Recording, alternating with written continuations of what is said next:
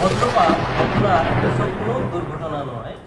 আমাদের দেশে বন্যা, ঘূর্ণিঝড়, জলোচ্ছ্বাস, ভূমিকম্প ইত্যাদির মতো বজ্রপাতও একটি অন্যতম প্রধান প্রাকৃতিক দুর্যোগে পরিণত হয়েছে। প্রতি বছর আমাদের দেশে এপ্রিল থেকে জুন মাসে এই বজ্রপাতের সংখ্যা অনেক বেড়ে যায়। এই সময়ে প্রতি বর্গ কিলোমিটার এলাকায় প্রায় 40 থেকে 50টি বজ্রপাত হয়ে থাকে। অর্থাৎ বছরে প্রায় 65 লক্ষ এর উপরে বজ্রপাত সংঘটিত হয়। বাংলাদেশে প্রতি বছর বজ্রপাতে প্রায় 500 এর অধিক মানুষ মারা যায়। এই পরিসংখ্যানটি গা শিউরে ওঠার মতো। সাম্প্রতিক সময়ে ঘন ঘন বজ্রপাত হচ্ছে। গত কয়েকটি বজ্রপাতে 25 জনের উপরে মানুষ মৃত্যুবরণ করেছে। বেশিরভাগ বজ্র মেঘের মধ্যে থাকলেও কখনো কখনো তা ভূপৃষ্ঠে আঘাত হানে এবং সেগুলো থেকেই দুর্ঘটনা সংঘটিত হয়। আবহাওয়াবিদগণ মনে করেন বজ্রপাতের সময়সীমা সাধারণত 30 মিনিট থেকে 45 মিনিট পর্যন্ত স্থায়ী হয়।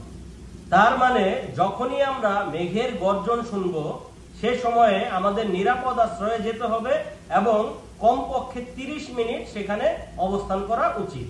আবহাওয়া বিশেষজ্ঞগণ বজ্রপাতের সংখ্যা বেড়ে যাওয়ার কারণ হিসেবে জলবায়ু পরিবর্তন ও গ্রামে বড় বড় গাছের সংখ্যা কমে যাওয়াকে দায়ী করেছেন। শহরাঞ্চলে ঘরবাড়ি বেশি থাকলেও সেখানে ভালো বজ্র নিরোধক ব্যবস্থা থাকায় বজ্রাঘাতে হতাহতের সংখ্যা কম থাকে।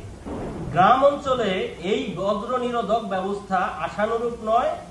এছাড়া গ্রাম অঞ্চলে বজ্র নিরোধক হিসেবে যে বড় বড় গাছগুলো কাজ করত সেগুলোর সংখ্যা দিন দিন কমে যাওয়ার কারণে গ্রাম অঞ্চলে বজ্রাঘাতে প্রাণহানির সংখ্যা দিন দিন বেড়েই চলেছে। কোনো ব্যক্তি বজ্রপাতে দুইভাবে আক্রান্ত হতে পারে। কোনো ব্যক্তির উপর সরাসরি বজ্রপাত হলে তার শরীরের ভেতর দিয়ে বিদ্যুৎ পরিবাহিত হয়। বজ্রপাত হতে উৎপন্ন হওয়া বিদ্যুৎ আলট্রা হাই ভোল্টেজ। তাই সরাসরি কোনো ব্যক্তির উপর বজ্রপাত হলে সেই ব্যক্তির শরীর পুড়ে গিয়ে তাৎক্ষণিকভাবে মৃত্যুবরণ করতে পারে। আবার কোনো বৈদ্যুতিক খুঁটি বা বড় গাছে বা কোনো এলাকায় যদি বজ্রপাত হয় এবং এর আশেপাশে যদি কোনো ব্যক্তি থাকে সেই বজ্রপাত থেকে ওই ব্যক্তি আহত হতে পারেন। এক্ষেত্রে বজ্রপাতে আহত ব্যক্তিকে দ্রুত হাসপাতালে নিয়ে যেতে হবে। যদি তার শ্বাস প্রশ্বাস ও হৃদস্পন্দন থাকে তাহলে তাকে অবজারভেশনে রাখা হয়। কিন্তু যদি হৃদস্পন্দন বন্ধ থাকে সেক্ষেত্রে হৃদস্পন্দন ফিরিয়ে আনতে সিপিআর, কার্ডিও পালমোনারি রিসাসিটেশন, এই সিপিআর দেয়া লাগতে পারে প্রাথমিক চিকিৎসা হিসেবে। এমনকি কৃত্রিম শ্বাস প্রশ্বাস বা লাইফ সাপোর্টেরও প্রয়োজন হতে পারে। প্রিয় দর্শকবৃন্দ, বজ্রপাত থেকে রক্ষা পেতে আমাদের কিছু সাবধানতা বা সতর্কতা অবলম্বন করা উচিত। আসুন সেই সাবধানতা বা সতর্কতা সম্পর্কে এখন জানি। যদি ঝড় ঘনিয়ে আসে, একটি কংক্রিটের ছাদ আছে এমন বিল্ডিং এ আশ্রয় নিন। অর্থাৎ যদি আকাশ কালো করে ঝড় আসার পূর্বাভাস পান এমন সময় বা বজ্রপাতের সময় দালান বা পাকা ভবনের নিচে আশ্রয় নিন। ঘন ঘন বজ্রপাত হতে থাকলে কখনোই খোলা আকাশের নিচে বা উঁচু স্থানে অবস্থান করবেন না। বাড়ির ছাদ বা উঁচু জায়গায় থাকলে দ্রুত সেখান থেকে নেমে পড়ুন। এমন কোনো স্থানে যাওয়া যাবে না বা থাকা যাবে না যে স্থানে আপনিই উঁচু। উঁচু গাছপালা ও বিদ্যুতের লাইন থেকে দূরে থাকুন। কোথাও বজ্রপাত হলে উঁচু গাছপালা বা বিদ্যুতের খুঁটিতে বজ্রাঘাতের সম্ভাবনা বেশি থাকে। তাই বিদ্যুতের খুঁটি বা একাকী গাছের নিচে আশ্রয় নেবেন না। খোলা স্থানে বিচ্ছিন্ন একটি যাত্রী ছাউনি, তাল গাছ বা বড় গাছ ইত্যাদিতে বজ্রপাত হওয়ার সম্ভাবনা বেশি থাকে। তাই এসব স্থান এড়িয়ে নিরাপদ স্থানে থাকতে হবে। যদি আপনি ঝড়ের সময় বাইরে থাকেন তাহলে উঁচু গাছপালা, বৈদ্যুতিক খুঁটি ও তার বা ধাতব খুঁটি মোবাইল টাওয়ার ইত্যাদি থেকে দূরে একটি নিচু এলাকা খুঁজে সেখানে গেলে সেটা তুলনামূলক নিরাপদ। ঝড়ের সময় ছাদবিহীন যানবাহন এড়িয়ে চলুন। বজ্রপাতের সময় ধান ক্ষেত বা বড় মাঠে বা খেলার মাঠে থাকলে দ্রুত নিচু হয়ে যেতে হবে। তাড়াতাড়ি পায়ের আঙ্গুলের উপর ভর দিয়ে কানে আঙ্গুল দিয়ে চোখ বন্ধ করুন ও মাথা নিচু করে বসে পড়ুন, কিন্তু মাটিতে শুয়ে পড়বেন না। মাটিতে শুয়ে পড়লে বিদ্যুৎস্পৃষ্ট হওয়ার সম্ভাবনা বেড়ে যাবে। ঝড়, বৃষ্টি ও বজ্রপাতের সময় শিশুদের খেলার মাঠে খেলাধুলা থেকে বিরত রাখুন ও নিজেও বিরত থাকুন। আকাশে কালো মেঘ দেখলে পানি থেকে দূরে থাকুন, অর্থাৎ নদী, ডোবা, পুকুর বা জলাশয় থেকে দূরে থাকুন, কারণ পানি খুব ভালো বিদ্যুৎ পরিবাহী। বজ্রপাতের সময় ছাউনিবিহীন নৌকায় মাছ ধরতে যাবেন না। তবে এ সময় সমুদ্র বা নদীতে থাকলে মাছ ধরা বন্ধ রেখে নৌকার ছাউনির নিচে অবস্থান করুন। টিনের চালের সাথে স্পর্শ যথাসম্ভব এড়িয়ে চলুন। বজ্রপাতের সময় বাড়িতে থাকলে জানালার কাছাকাছি বা বারান্দায় থাকবেন না, জানালা বন্ধ রাখুন। বজ্রপাতের সময় বাড়ির ধাতব বস্তু স্পর্শ করবেন না, যেমন ধাতব কল, সিঁড়ির ধাতব রেলিং, ধাতব পাইপ, ধাতব জানালা, এমনকি ল্যান্ডলাইন টেলিফোনও স্পর্শ করা যাবে না।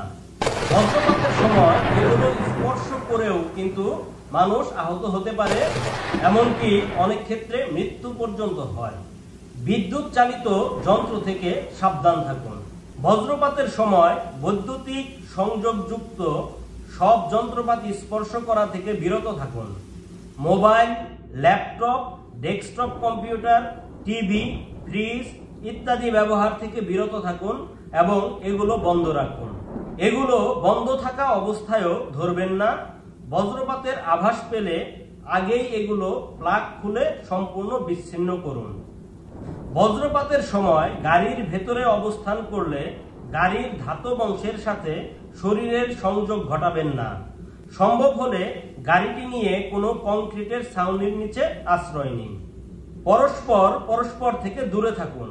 কয়েকজন মিলে খোলা কোনো জায়গায় থাকাকালীন সময়ে বজ্রপাত শুরু হলে প্রত্যেকে 50 থেকে 100 ফুট দূরে সরে যান। বাড়িতে থাকা অবস্থায় ঝড় ও বজ্রপাত শুরু হলে পুরো বাড়িতে যদি পর্যাপ্ত নিরাপত্তা ব্যবস্থা না থাকে, তাহলে সবাই এক কক্ষে না থেকে আলাদা আলাদা কক্ষে অবস্থান করুন। বজ্রপাতের সময় চামড়ার ভেজা জুতো খালি পায়ে থাকা খুবই বিপজ্জনক। এ সময় বিদ্যুৎ অপরিবাহী রাবারের জুতা সবচেয়ে নিরাপদ। আপনার বাড়ি সুরক্ষিত করুন। আপনার বাড়িকে বজ্রপাত থেকে নিরাপদ রাখতে প্রয়োজনীয় ব্যবস্থা নিন। এজন্য আর্থিং সংযুক্ত রড বাড়িতে স্থাপন করতে হবে, তবে এক্ষেত্রে দক্ষ ইঞ্জিনিয়ারের পরামর্শ নিন। ভুলভাবে স্থাপিত রড বজ্রপাতের সম্ভাবনা বাড়িয়ে দিতে পারে। বজ্রপাতের সময় ছাতা ব্যবহার এবং খোলা স্থানে মোবাইল ফোন ব্যবহার করবেন না।